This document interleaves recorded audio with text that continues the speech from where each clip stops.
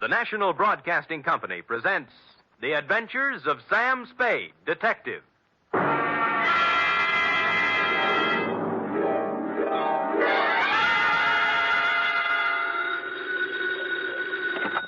Sam Spade Detective Agency? Me, sweetheart.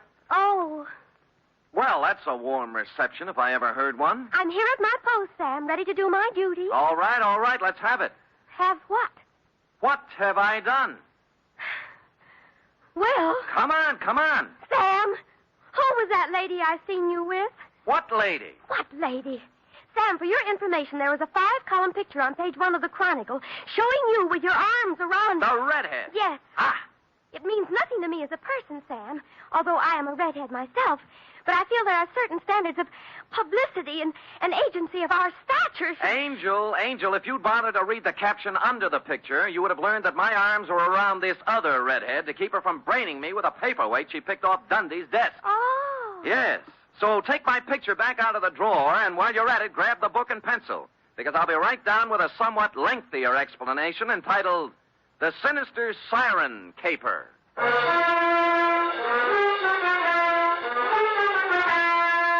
Transcribed for NBC, William Spear, radio's outstanding producer-director of mystery and crime drama, brings you the greatest private detective of them all in The Adventures of Sam Spade.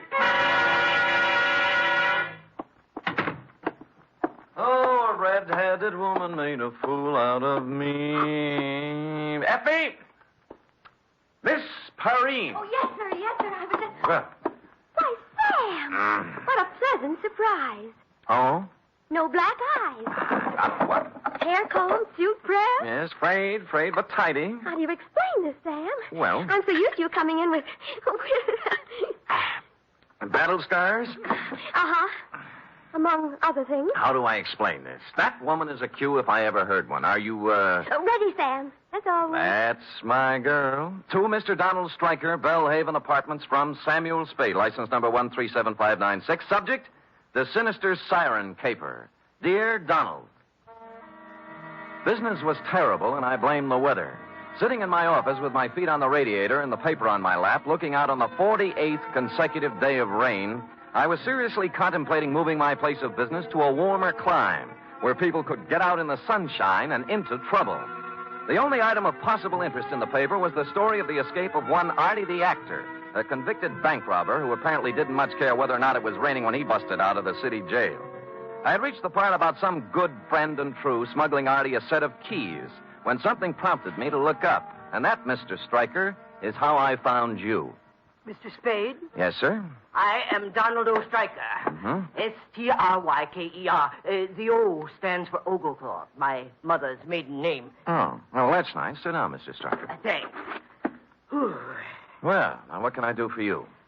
Mr. Spade, the Strykers, as you may or may not know, are an ancient and honorable family dating back to pre-Elizabeth England, with the possible exception of one southern number who is said to have once nodded by mistake to Jesse James. Mm-hmm. No Stryker has run afoul of the law. Well, good for you. One and all, we have kept our skirts clean, one and all. That is why I am utterly at a loss to explain the situation in which I find myself. And just what situation is that? A quasi-reliable source has informed me that I am a marked man. Quasi? Yes. Why don't you begin at the beginning, Mr. Stryker? The beginning, Mr. Spade, is only 2 minutes from the ending. Oh? Yes, it happened last night. I was sitting home with a book of Plato's dialogues when the bell rang most energetically. Mm-hmm. It proved to be a man named Strutt. George P. Strutt. S-T-R-U-T-T. 2 T's. A wild-haired, wild-eyed individual he was, Mr. Spade. Yes. Stryker, he says. Donald O. Stryker. Hmm? Well, I'd hardly nodded when he grabbed me by the necktie. Ha, he said, just like that. Ha? Ha. Mr. Stryker, ha. I'm in time, then. You can still save yourself. And he shoved this at me. Oh, what's that?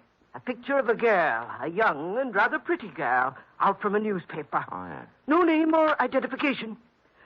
Beware this girl, Stryker, he said. Beware the siren song she sings. Stryker, he said, and he cinched up even harder on my necktie. Yes? Stryker, you are number 6 I am 5, and 4 are doomed before us. Beware, Stryker, beware this girl, this sinister red-haired harpy, this handmaiden of the Dark Angel. Well, that's quite a speech. A curtain speech, Mr. Spade. For with that, he let go my necktie and ran off down the hall. Somehow after that, Plato didn't seem quite the same. Yes, I see what you mean. Do you know this girl? Never saw her before in my life. Or Strut either? No. Mm-hmm. Mr. Stryker, I don't want to talk myself out of a job, but you don't need a private detective. Now, this is probably some harmless chap who walked out of one of the local sanitariums and took the ringing doorbell. But that's just it. He isn't, Mr. Spade. Huh? I did some telephoning this morning. Yes? He has a quasi-successful cigar stand downtown and an apartment on Leavenworth Street. His name is right next to mine in the telephone book. I must get to the bottom of this, Mr. Spade. Here's $50. Well, Mr. Stryker... Are you completely skeptical? No, just quasi.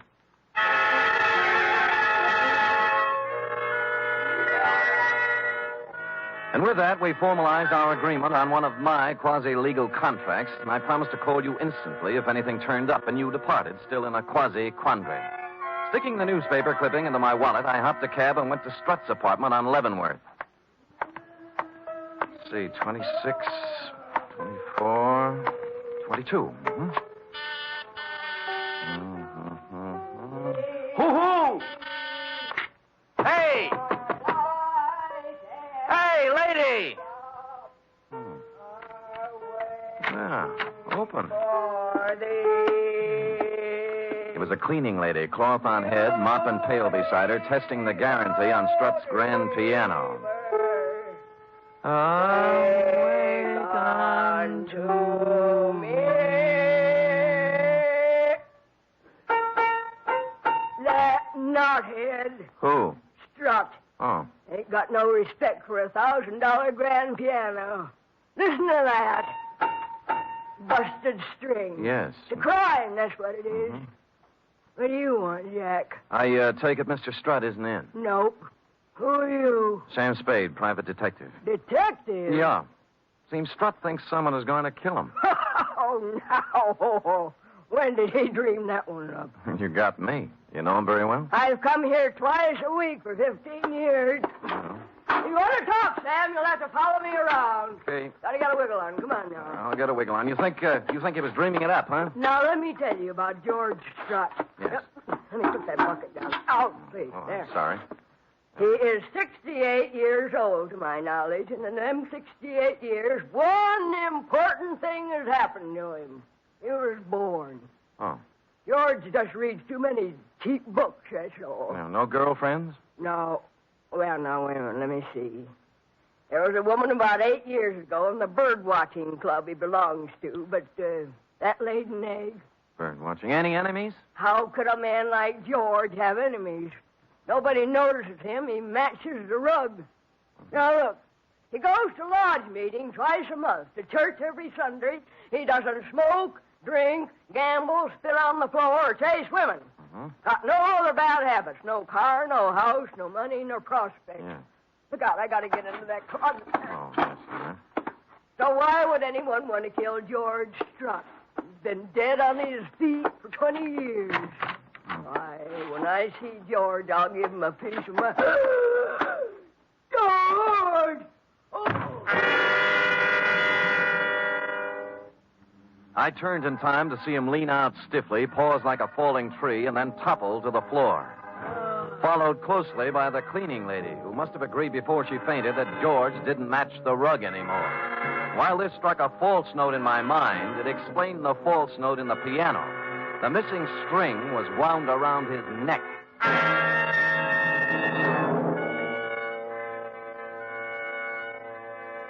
I dragged her into the bedroom and managed to get her onto the bed by making 2 trips. Then I called homicide. The next order of business, per our agreement, was to call you, Stryker. So I got Strut's telephone book, found he'd marked the page with your number on it with a slip of paper, which turned out to be the receipt for rent paid on a safe deposit box at the Golden Gate Bank. Now, this didn't seem especially important at the moment, but something else did. He'd made a circle around a group of 6 names in the phone book, marking each one with a check. Strubble, Strudwick, Strum, Strutherton, Strut, and Striker. I postponed calling you for the moment and dialed the number just above Struts. Strutherton, Harvey J., 156 Santa Ana Avenue, St. Francis Wood. Yes? Mr. Strutherton in, please? No. Mr. Strutherton isn't in. This is his wife. My name is Spade, Mrs. Strutherton. I'm a private detective. I don't want to alarm you, but... Alarm me? Do you happen to know if your husband has received any threats recently? Why, not that I know of. Any contact with a strange young woman about 30, red hair? Why are you asking me this? Well, I'd rather not say until I know more about it. What about the girl? Yes. Yes, he did meet a girl like that. Oh, when? She came to the door one night about a week ago. She said her car was stalled down the street a ways. Harvey went out to help her. They were gone about a half hour, and then he came back. Well, did he tell you anything about it? No. Just that he'd gotten her started. Uh-huh. Is he a mechanic, or... He was a lawyer. Was? Harvey is dead, Mr. Spade. His car crashed through a rail on the Skyline Boulevard night before last. Burned. I just been to San Mateo to identify the body.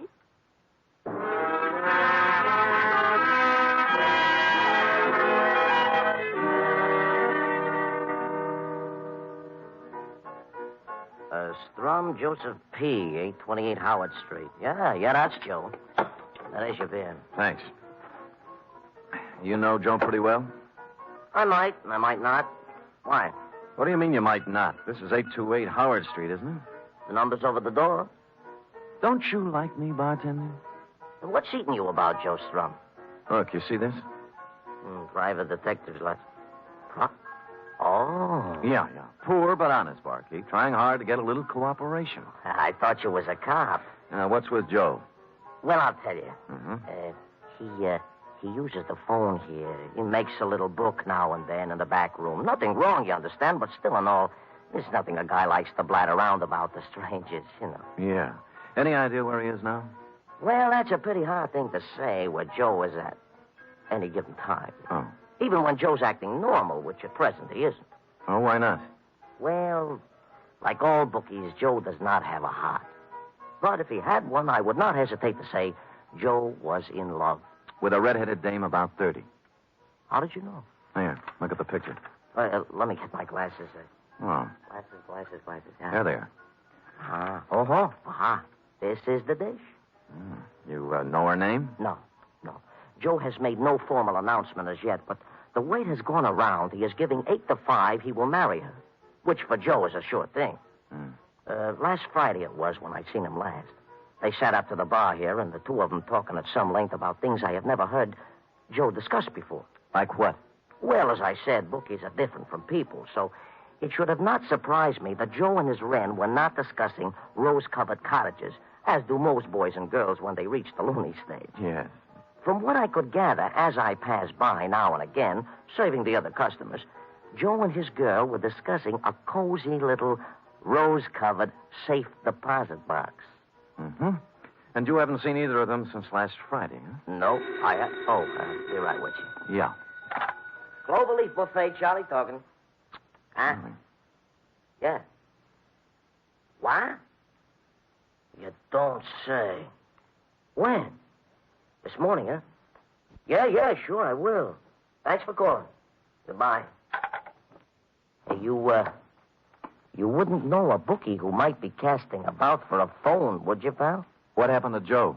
Body washed ashore on Baker's Beach this morning. That was the morgue.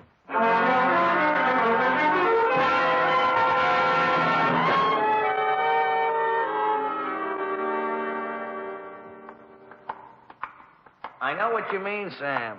Marks, abrasions, contusions, indications of foul play. That's right, Maxie. Did you see the police surgeon's report? Yeah.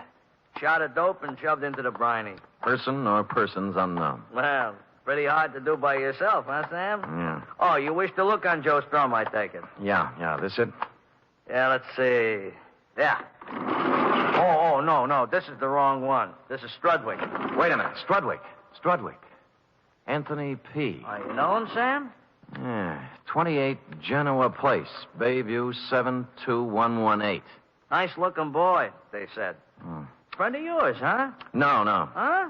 Well, then how did you... Brand new league I'm in, Maxie. We call the shots ahead of time. Now, what about Strudwick? Old artist. Lived on Telegraph Hill. Got drunk 3 nights ago. Walked out his studio window on the 4th floor. All alone at the time. Well, if anyone offers you odds on that, grab it. See you later, Maxie. Yeah, but ain't you going to look on Joe Strum? No. Well, it's up to you, Sam. So long, Strudwick.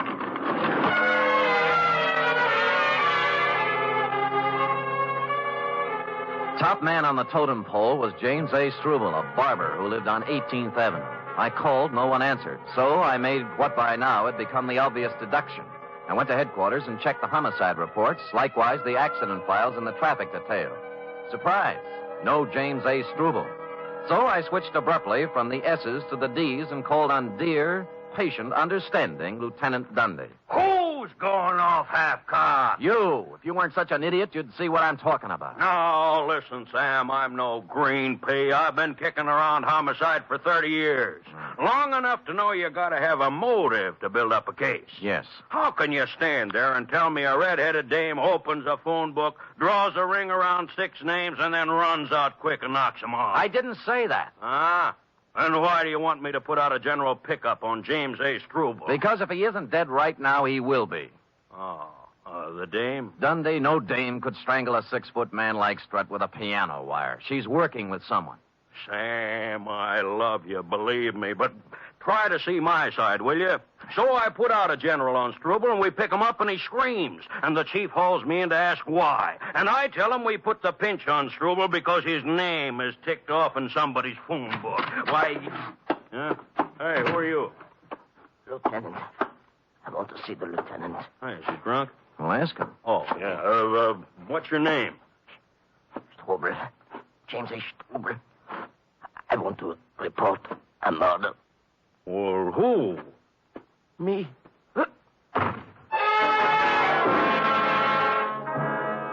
That's the last we got out of him. 10 seconds after he hit the floor, he was dead. A .38 slug had taken him just under the left shoulder blade, and instinctively, Dundee grasped the point.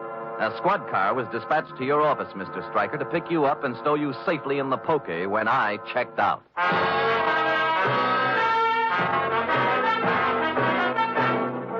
You are listening to the weekly adventure of radio's most famous detective, Sam Spade.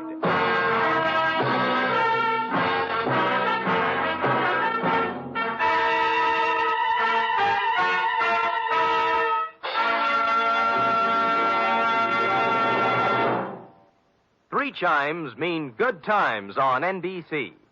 This Sunday, the glamorous and very unpredictable Tallulah brings you another gala broadcast of The Big Show.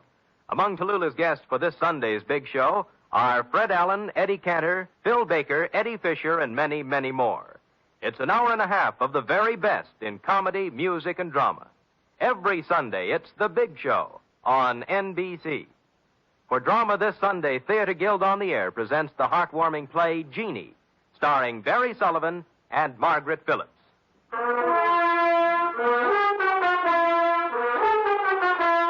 And now back to the sinister siren caper, tonight's adventure with Sam Spade.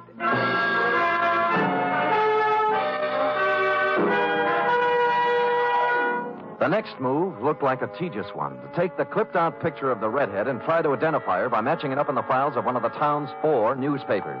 I'd gone a half a block when someone saved me the trouble. It was the bartender. Sam, I got news for you. Where can we talk? How about the Blue Fox? Okay, I'll meet you there in 5 minutes. Wait a minute. Why can't we talk here? 5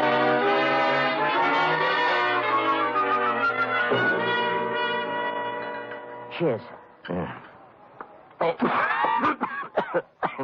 Sorry, Sam, sorry. Well, you're in sad shape, bartender. What happened? The redhead. Joe Strum's girl. She was in. When? An hour ago. She was loaded to begin with. And when I poured her a couple of stiff horns on the house, she begun to talk. Oh? Sam, crime is rampant. Yeah, for instance. Well, from what she told me, Joe Strum was dwelling in a fool's paradise. Much talk, many promises, and an occasional smooch. But when the score is added up, Joe never gets past his own 10-yard line. Whose girl was she? Whose girl? Prepare for a jolt, Sam. I'm holding onto my chair. Artie the actor. Artie the actor? Artie the actor. The picture you showed me was taken at his trial. Oh. She was sitting right behind his lawyer. Wait a minute. The safe deposit box. Yeah? How much is Artie supposed to have stashed away? She told me. A solid $500,000. Now, numerous insurance officials and a hatful of private dicks are openly curious as to what happened to the dough. Yeah. And the ranks of the curious have just been joined by Artie himself since he busted out of the jug. No dough? The cupboard is bare. Why'd he take the box out in Joe's name? She says Artie's a whimsical type guy. You know what he does? What? He flips the phone book open when they pull into town with the dough and picks himself 5 names and 5 banks. 6 names, you mean? Nope, 5, she says. Well, Stryker was on. Huh? Never mind. So Artie figured with the money in 5 different legitimate names, it couldn't be traced to him if he got tapped, huh? Which he does get. Tapped. And convicted besides. Now, the dish looks upon Artie as in the deep freeze and hustles around to each of the 5 guys with a proposition. So? Artie becomes wise to this and takes them up in order when he busts out. Cheers. Yeah.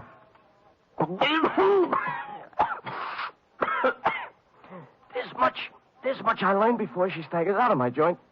The rest I must leave for you to figure.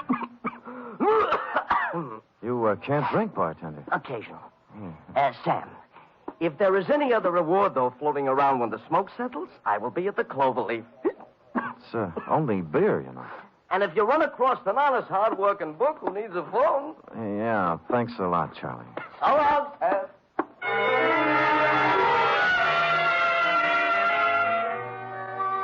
Charlie wiped the froth off his chin with a napkin and took off. I let him have a healthy lead, then tailed him. It was quite a tour, too. Into the morgue, across the street, out the Kearney Street door, then onto the California Street cable car, and up Nob Hill to the Fairmont Hotel, where he hustled into a yellow cab number 462 and drove off. And waiting for him in the cab was the red-headed dame. There were no other cabs around to follow him, so I waited a half hour until he got back, waved a bill under the driver's nose, and climbed back on the merry-go-round. He let Charlie out at his own place, the Cloverleaf, and then driven downtown to a flea bag called the Shoreside Hotel on the Embarcadero, where he left the redhead. I woke up the desk clerk and shoved the redhead's picture under his nose. Let me see. Seems like... You recognize him? Sure. Clara Bow, the movie queen, ain't it? Gonna win anything? Look, friend, she was just here. Clara? The girl here. Oh, then she ain't Clara Bow? Right. She ain't Clara. She just drove up in a taxi. Ann. Don't see her as good as I used to. You see, the glasses hurt my nose. Look, she just drove up in a taxi. Did you see her come in? No. I must have been dozing away. Yeah. I seen her come out, though. Huh? Yeah. Her and Mr. Walker checked out 15 minutes back. He was in 26 upstairs. I didn't have to cross-examine the clerk to see Mr. Walker had lived in 26 for some time. The floor was ankle-deep in cigarette butts, liquor bottles, sandwich crusts, and other debris. A table in the corner was covered with travel folders, mostly on South America, and 7 days' newspapers, the top one of which was turned to the story on Artie the actor that I'd been reading in my office this morning when it all started. You know, it's too bad you came in when you did, Stryker, because if I'd read one more paragraph, I'd have learned something that could have saved me a lot of trouble. Whatever was the case with 4 of the names, the 5th one Artie hadn't picked at random. His lawyer was Harvey J. Strutherton. Hello? Mrs. Strutherton, this is Sam Spade. Oh, Mr. Spade. Yeah. Thank heaven you called. I'm terribly frightened. What's the matter? The girl. The redhead? Yes, she just called me. She says my husband was murdered. One of his clients, a man he defended, thinks Harvey betrayed him. Artie the actor. Artie Billings. Yes. There was a lot of money. She knows where it is. Why is she telling you all this? I don't know, Mr. Spade. She warned me against calling the police. I don't know what to do. Well, then don't do anything. Well, don't you see? She's coming here. She'll be here in 20 minutes.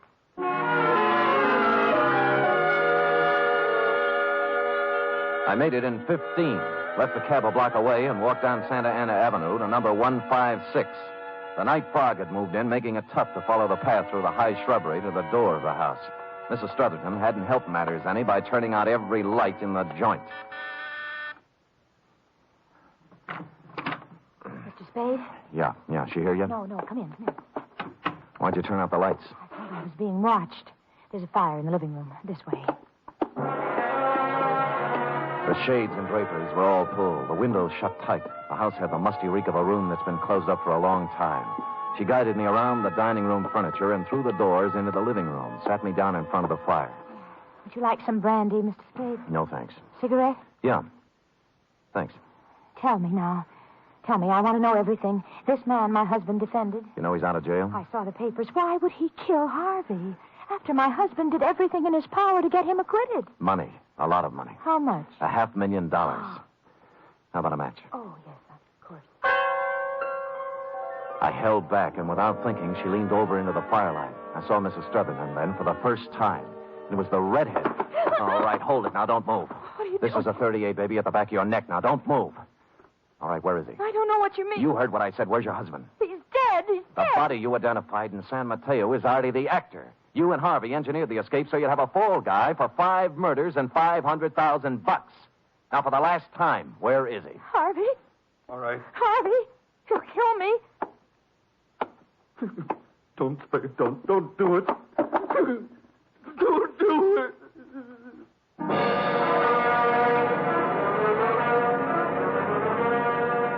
I didn't have to. A few months hence, the state of California will do it the legal way.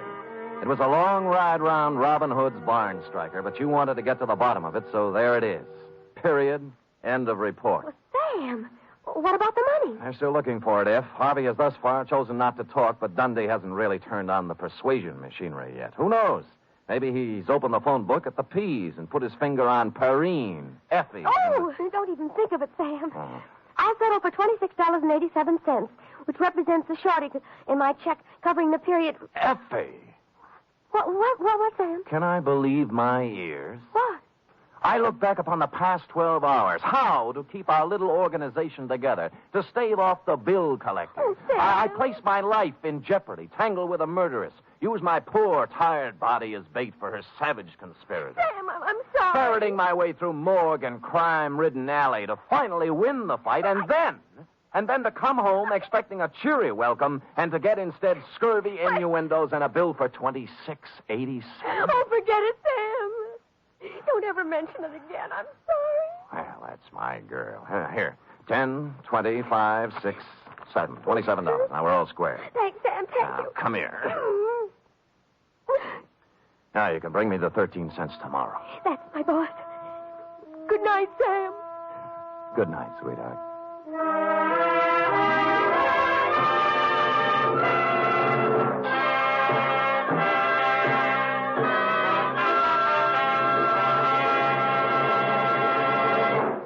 Three chimes mean good times on NBC.